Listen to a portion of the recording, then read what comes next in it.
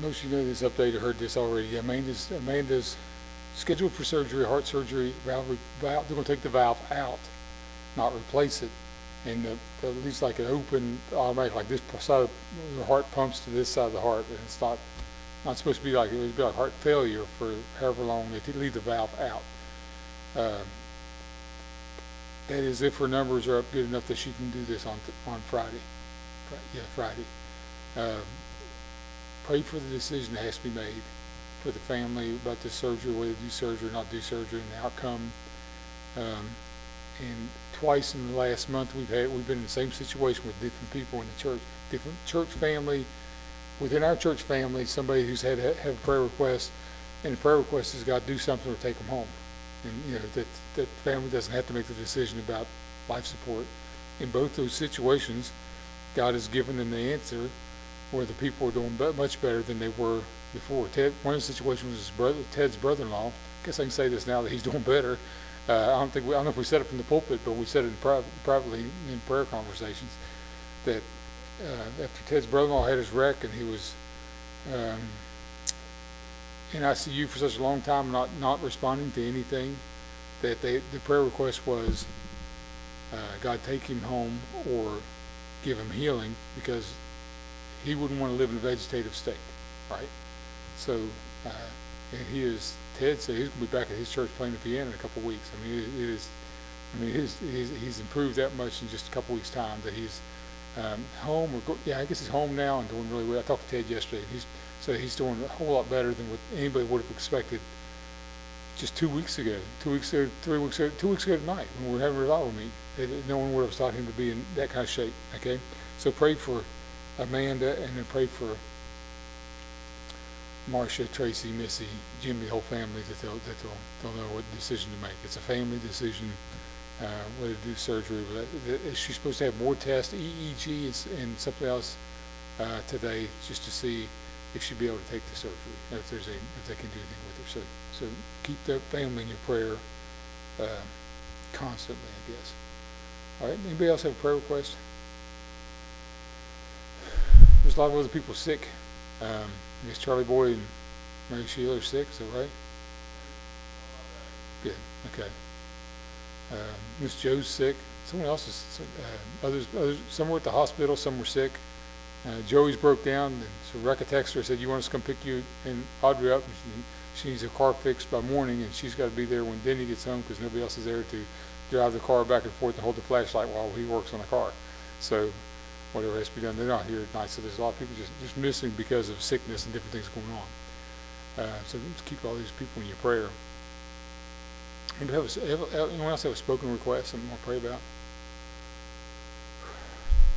Or unspoken request, something you want to pray about, not to mention out loud? All right, let's go to the Lord and pray. Heavenly Father, I thank you for your love and mercy. I pray you'll bless in these requests, Lord, for life and death situations for our family, our church family. I pray you'll work and comfort the hearts and give wisdom to the doctors, or give wisdom to the family and decisions they have to make. We know that you're the great physician, and the doctors do all that they can. And we're not against the doctors doing anything, Lord, but we know that you've got to do something, and we want you to do something as you did in Daniel's day, so someone can stand up and say, "But there's a God in heaven."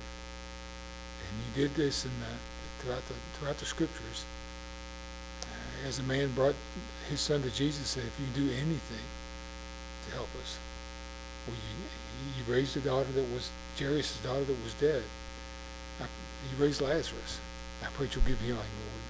If it's your will to give healing, I pray if it's not your will for healing, I pray that you'll give grace for these families and the situations that they're in. I pray for you for wisdom and guidance. I pray for our church family, Lord, that you'll give us wisdom in every decision we make as a whole, as individuals, corporately, or alone, Lord, that we'll make wise choices with our lives, and we'll seek your will and accomplish your will for our lives. Please bless our church family, those who are here tonight, those who aren't here tonight, those who are at the hospital, and those who are sick, give them healing. I pray that you'll direct us, please. Tonight with the lesson, we'll bring honor and glory to you. In Jesus' name we ask, amen. Okay, a couple announcements. This Sunday, of course, is homecoming, And if there's a sign-up sheet in the back, but I don't think anybody put anything on the sign-up sheet as to what they're going to bring. It's kind of funny, like last Saturday night was the Judgment Island. Nobody signed up. 16 people went, 3 people got saved. So it's kind of like, why put the paper up on the board? Just show up and bring something, or don't bring something, and we'll have plenty to eat. But if you know what you want to fix, then let Tammy know that you're fixing whatever you're fixing. Okay, so somebody else wants to fix the same thing, she'll know. Let's see. Witness is supposed to sing Sunday, but I'm not sure if they're going to. Charlie and I had a conversation this week. Not this Charlie. Charlie Wickline and I had a conversation yesterday, that his heart is acting up again. He's kind of scared too, and so sometimes why he'd sit at the piano when he was singing rather than standing, because his thought was going to have a heart attack and die when he was up there. His heart's about to beat out of his chest every time he get up there. So he's got a meeting with appointment with his cardiologist. The witness may or may not be singing. Kelly Moles is going to be singing. Heather's going to be singing. With anybody else that wants to, I guess we'll have them sing. So that's this Sunday's homecoming. So plan on coming hungry and bring food if you want to cook. Don't bring food if you don't want to cook. So let Tammy know what you're fixing. Okay. The following Sunday, November 11th, is Veterans Day Sunday. We'll have the kids are going to sing. If you'd like to bring in pictures and items to display to honor the men and women who have served or are still in the military. We usually put those up on front here for Veterans Day weekend. And I thought about this: if you have a military family member that doesn't come to church, ask them to come on this day and do something special, and then take them out to dinner or something like that. Alan, you got military friends that you when in service with for 38 years that don't go to church anywhere. Tell them to come on this day, and you'll take them out to tours after church or do something. Take them back to Bamboo Garden or whatever it is. On this coming Sunday, we'll eat here at the church, and I use that this week to say, come and we'll feed you. I saw a boy that I hadn't seen since, I think he was about 6 years old last time I saw him. He's Rebecca's age, he's probably 26 years old now, and I hadn't seen him in that long. And I saw him Monday and talked to him a little bit, invited him to church, and hopefully he'll come. I said, you come on this Sunday, we'll feed you. But use Veterans Day for any reason to get somebody to come to church and hear the gospel. Use them, get them to come. And whatever you got to do to get them to come, just to get them out here to hear the gospel, and we'll try to preach to them to get them saved. All right. Anything else? We forget anything? That's the announcement for the week. All right. Open your Bibles. We'll get right into the lesson.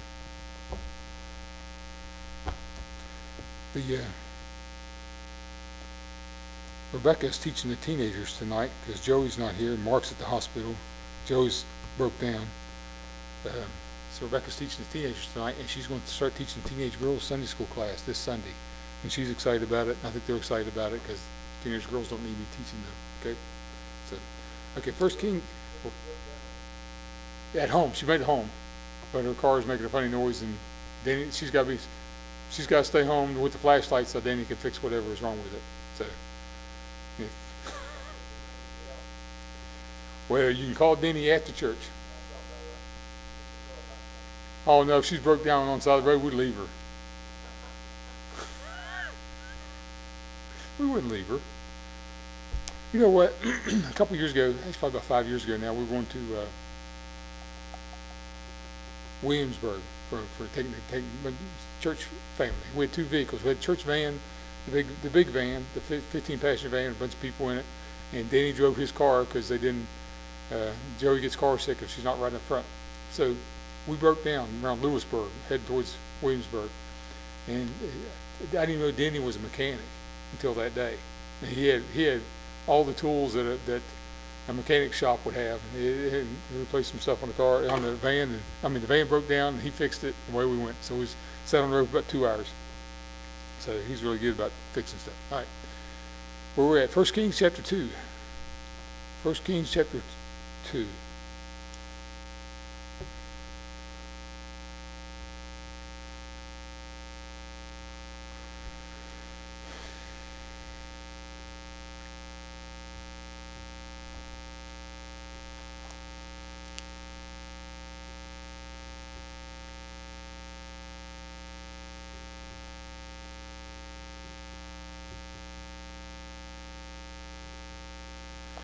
We'll read the first couple verses. 1 Kings chapter 2, verse 1.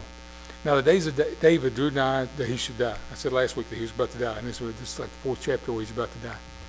Now the days that David drew nigh that he should die, and he charged Solomon his son, saying, I go the way of all the earth.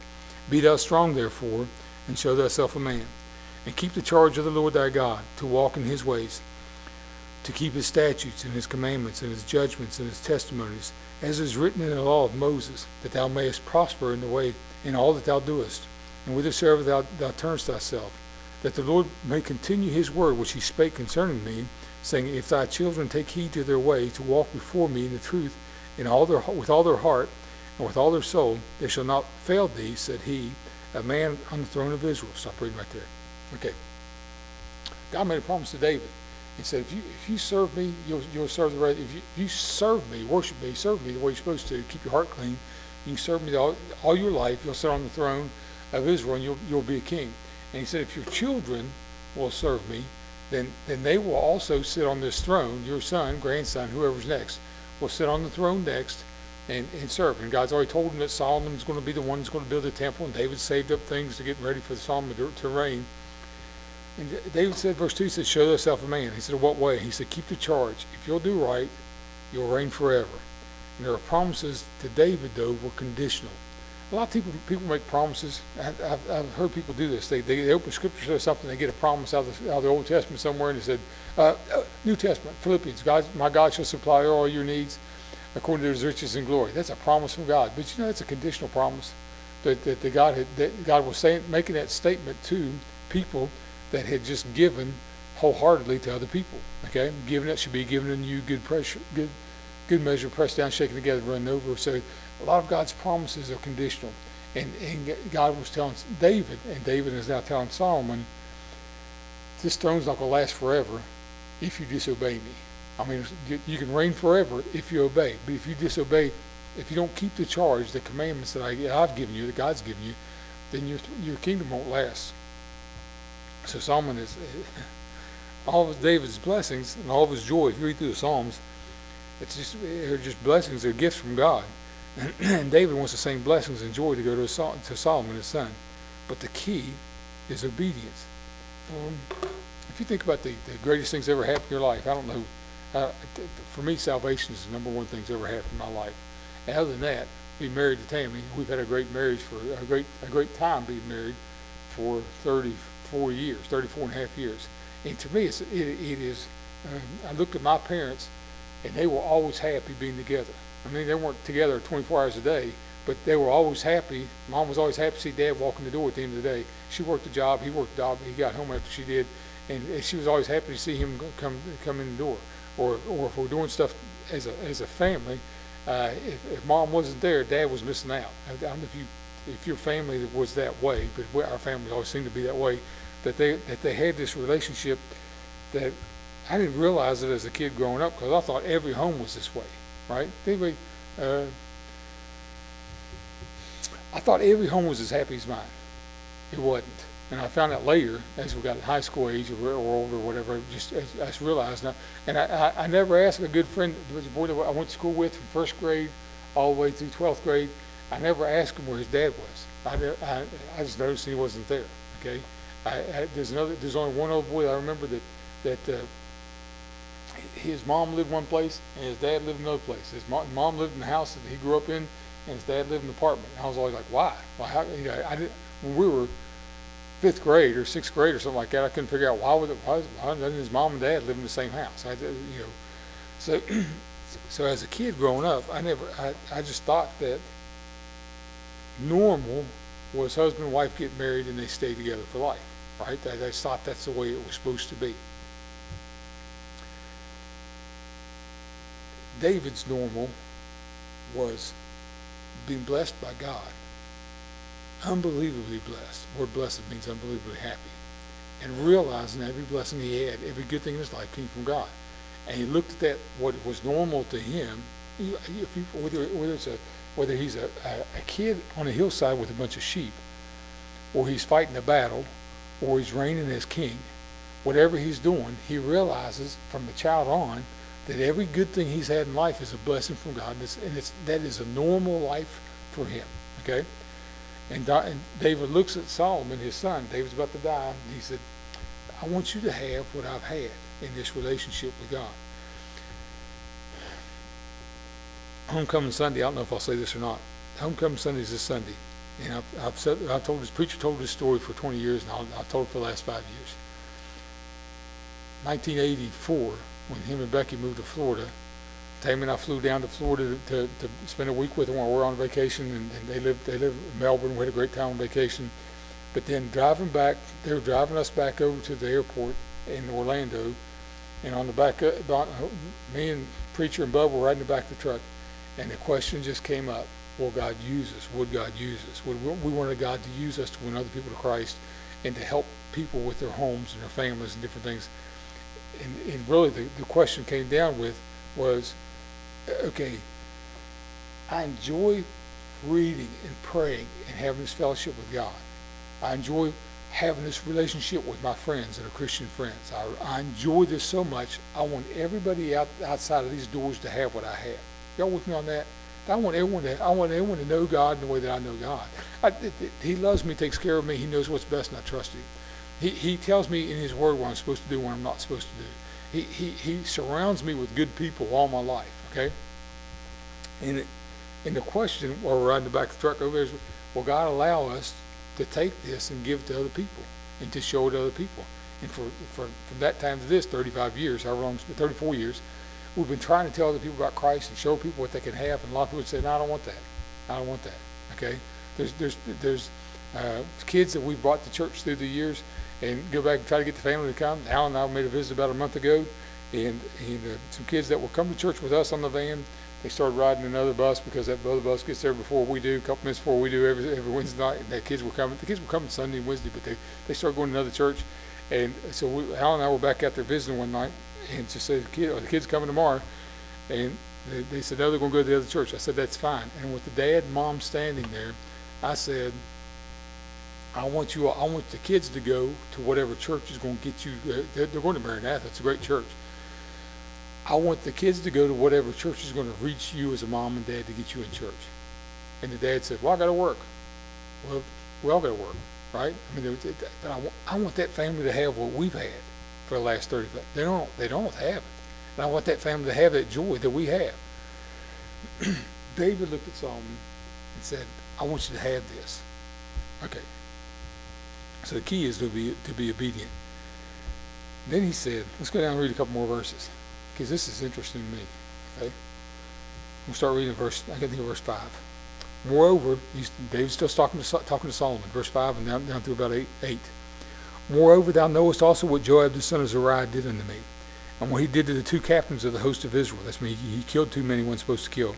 Unto Abner the son of Ner, and unto Amasa the son of Jether, whom he slew, and shed the blood of war in peace, and put the blood of war upon his girdle that was about his loins, and in his shoes that were on his feet. Do therefore according to thy wisdom, and let not his hoary head go down to the grave in peace. But show kindness unto the sons of Barzillai the Gileadite, and let them be of those that eat at thy table. For so they came to me when I fled because of Absalom my brother. And behold, thou hast with thee Shimei the son of Gera, a Benjamite, of Behurim, which cursed me with a grievous curse in the day when I went to Mahanaim. But he came down to meet me at Jordan, and I swear unto him by the Lord, saying, I will not put thee to death with the sword. Now therefore hold him not guiltless, for thou art a wise man, and knowest what thou oughtest to do unto him. But his hoary head bring down to the grave with blood. Okay, stop reading right here.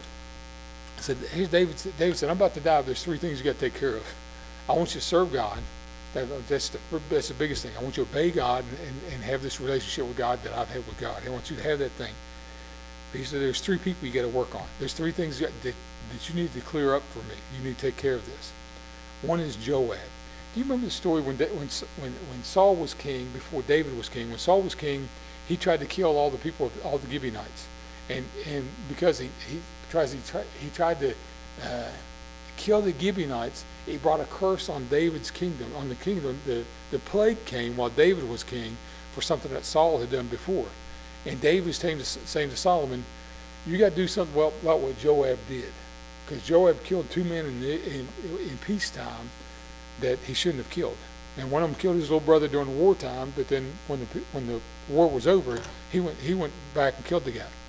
So Joab spilled innocent blood, but David said he's been the general of my army, the captain of my army, almost all his life. I can't do anything about it. I'm not going to do anything about it, but you got to take care of this.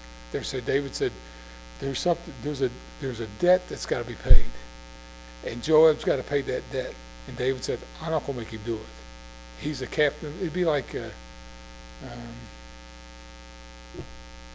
our president says something about a general disobeys him or does something he shouldn't do, kill somebody. A bunch of people shouldn't kill somebody shouldn't kill, and the president says, I can't take him out because for the last 40 years he's been at my side and backed me up, and he saved my life and he saved everybody else's life around him. And that's something I just can't do it. But you got to bring judgment. The next person up has to come bring judgment on this person for what they've done. David says, I can't do it, but you need to. You need to execute judgment to avoid the curse like Saul brought on his people. Any questions about that? You look back and say, someone's got to do something about this guy back here. Okay. Okay.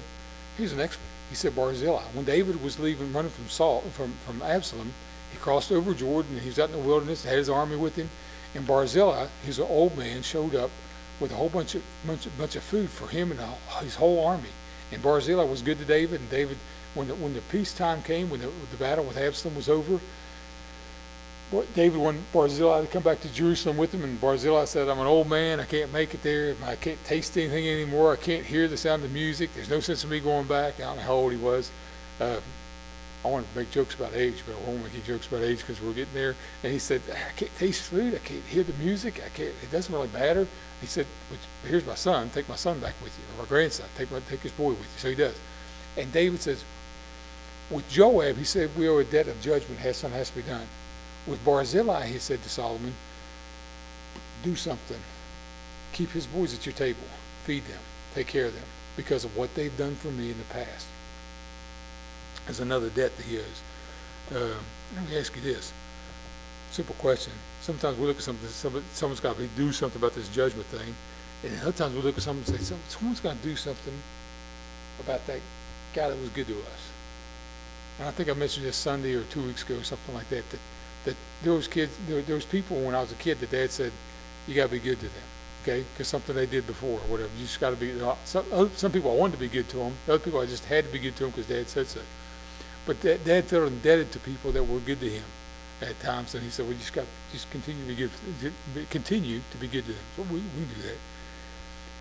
Then the last person is Shimei, and when David was leaving Jerusalem, and he was on a lower road, Shimei is the guy that came out.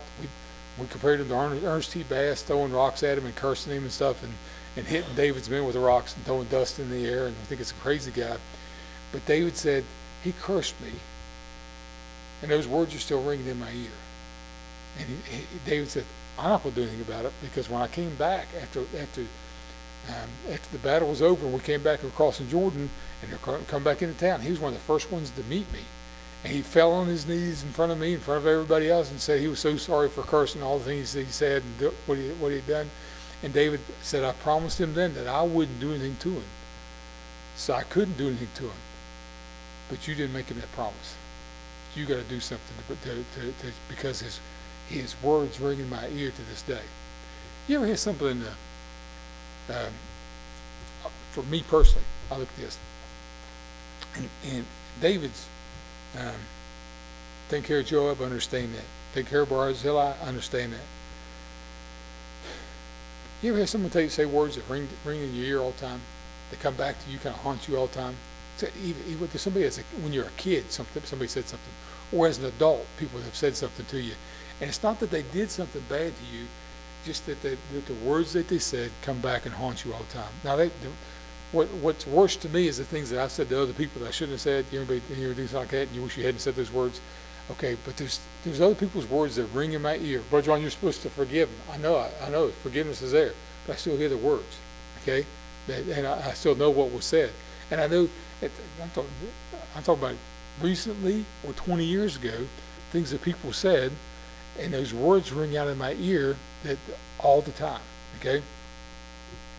And David said to Solomon, man, he cursed me with a grievous curse, and I didn't bring judgment, because he made a public confession.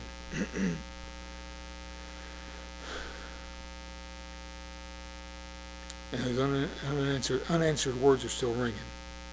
So David said, every day since then I've lived with what he said, this curse that he said. And he said, Solomon, you got to do something about that after I'm gone. And Solomon does take care of it. Solomon doesn't immediately go have him killed.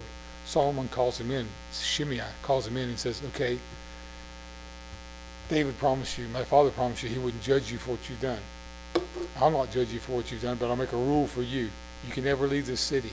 If you ever leave this city, Solomon's in his wisdom, if you ever leave this city, you will bring a judgment on yourself, like a parole violation type thing. You ever leave the city, you'll die. And so it doesn't say how long, weeks, months, years later, Shimei's servant ran away, so he went after him, left the city, and Solomon had him killed. Okay, so he just made it, he said, here's a rule just for you. Don't leave the city. You leave the city, you're going to die. And it's not because of anything I've done, it's because you've disobeyed. You've disobeyed your king. Okay. So those words were ringing in David's ears. He said, you got to do something about it. I guess, even with words or deeds, whatever it is, sometimes we got to take care of something that happened back here before we move forward. Someone got saved a few years ago, and they told me about these things that happened in the past. And my thinking is, and I said this, you can't undo what you've done in the past, but you got to do something about what you've done in the past, or it's going to haunt you. They have so far. So I don't know if they've done it or not. Whether they've taken care of what's done in the past or not, that's up to them. But until they go back and fix that thing, well, it's all under the blood, all my past sins. If I robbed the bank a year ago and then got saved today, would it be like past sins? Everyone's going to forgive me for robbing the bank, right? If I did something, committed some crime last year, 2 years ago, 10 years ago, would it be forgiven? If I'm a Supreme Court justice or something, but would it be forgiven just because I asked God to forgive me, or is there something I've got to take care of back here? And David's telling Solomon, this has got to be taken care of. Okay. So if you got something you got to take care of, it's up to you. Or if something mom and dad said take care of, you got to take care of it. So the past doesn't rob you of your future joy. Because David wants Solomon to have joy all his life. And if these things carry over, if the blood of Joab's murders carry over into Solomon's reign, it's going to haunt Solomon. Something will happen. If he forgets what Barzillai did, the good things that Barzillai did, and just writes off Barzillai and doesn't take care of his family like David told him to, that something bad will come because he hasn't done what he's supposed to do there.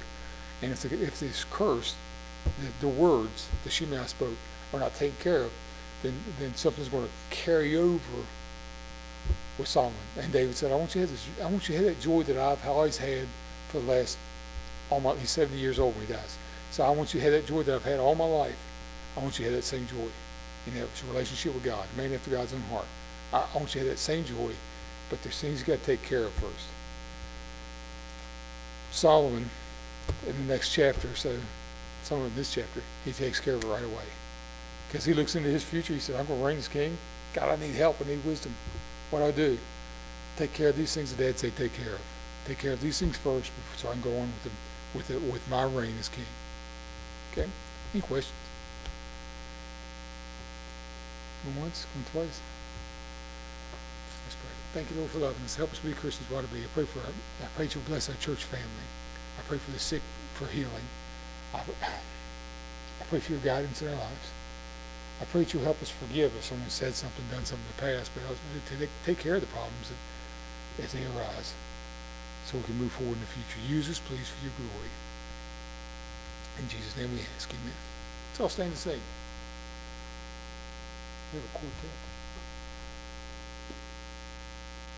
quartet. Charlie, your neighbor's outside. Your neighbor's outside.